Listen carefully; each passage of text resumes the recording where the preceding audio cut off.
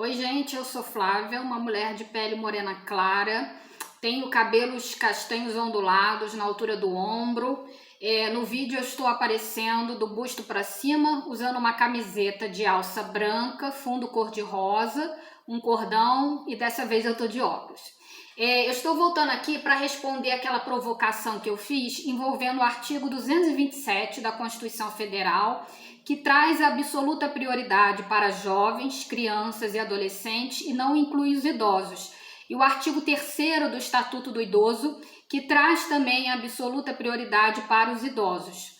E diante da hierarquia constitucional, da força normativa da Constituição, a prevalência do artigo 227 da Constituição sobre o Estatuto do Idoso e como é que ficaria essa questão da absoluta prioridade, envolvendo, por um lado, crianças, jovens e adolescentes e, por outro lado, os idosos.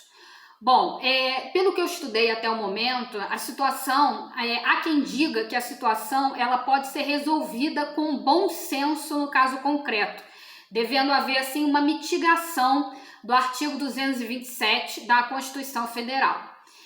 Há outros estudiosos que entendem que essa questão de usar o bom senso não é uma solução jurídica adequada, ainda mais considerando o rigor das normas constitucionais e o status, hierárquico das normas constitucionais e a supremacia formal do texto constitucional. Então, esse segundo entendimento, ele diz que a situação não vai ser resolvida pelo bom senso. Ele entende que, nesse caso, a solução, em casos extremos, deve ser resolvida através da razoabilidade em sede de juízo de equidade, invocando o artigo 4º da Lei de Introdução às Normas do Direito Brasileiro.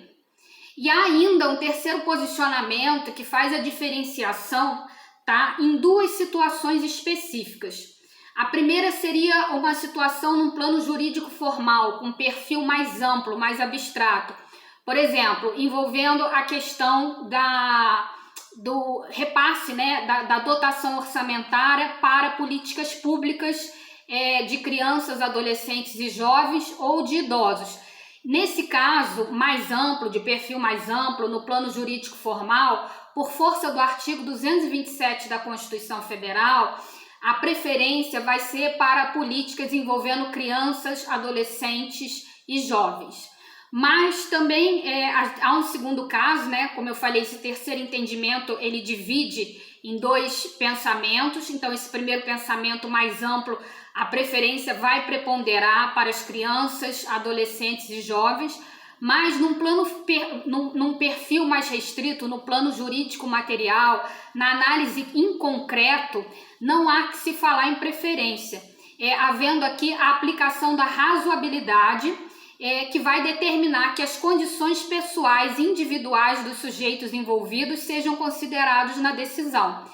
Então, essa segunda situação seria, por exemplo, chega no pronto-socorro para atendimento simultâneo, um idoso e um adolescente. Então, eu tenho que analisar aquela situação, E vamos supor, dessa situação do pronto-socorro, havendo apenas um médico para atender. Eu tenho que analisar a situação. O adolescente que chega com uma gripe, com resfriado, um idoso, por exemplo, que chega com AVC, ou que chega ou acidentado, numa situação médica bem mais grave do que o adolescente, obviamente que o idoso, nesse caso, vai ter prioridade de atendimento.